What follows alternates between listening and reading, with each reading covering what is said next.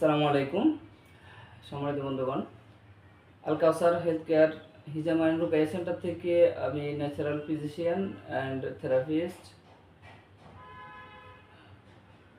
হাফিজ মাওলানা কাউসার হামিদ পাটোয়ারি।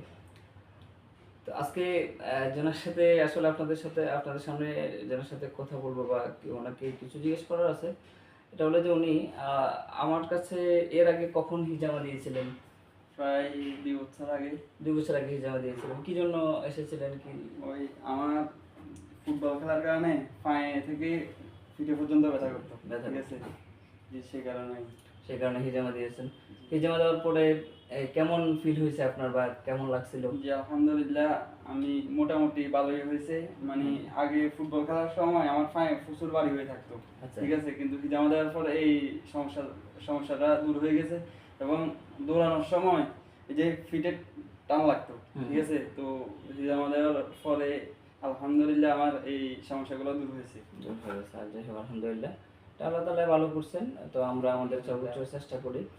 এরপরে তো আপনি আপনার ছোট ভাইকেও পাঠাইছিলেন। জি জি, আপনার ছোট ভাই আলহামদুলিল্লাহ ভালো আছে। আলহামদুলিল্লাহ। উনি খুশি হয়ে, ওনার ছোট ভাই খুশি হয়ে আমাকে ওনাদের এলাকায় নিয়ে গেছে কয়েকটা রোগীর জন্য।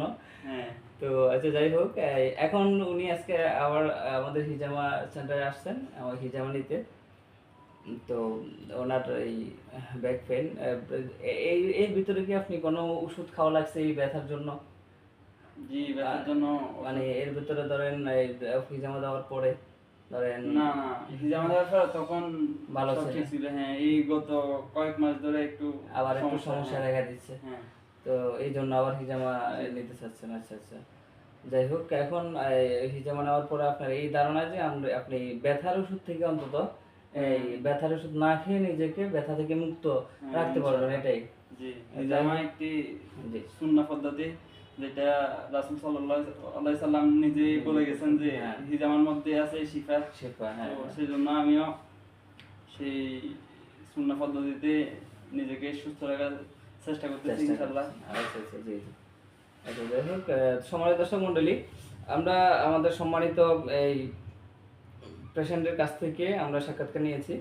তো আমরা আসলে সাক্ষাৎকার নেওয়ার যে একটা বিষয় হলো যে অনেকেই আসলে হিজামা সম্পর্কে ভুল ধারণা রেখে আমরা এই হিজামাটা যদিও একটা সুন্নাহ, বাট এটা এটা রাসূল সাল্লাল্লাহু আলাইহি ওয়াসাল্লাম যে হিজামা করাইছেন, উনি যেসব এই যার কাছে হিজামা নিয়েছেন, যারা হিজামা করিয়েছেন ওনাকে, ওনারা ওই সময়ের জমানায় একজন ডাক্তার ছিলেন। হ্যাঁ, এটা যে সুন্নাহ তার মানে যে সবাই করতে পারবে, পাঞ্জাবি টুপি পরা হুজুর থাকলে হুজুর হলে করে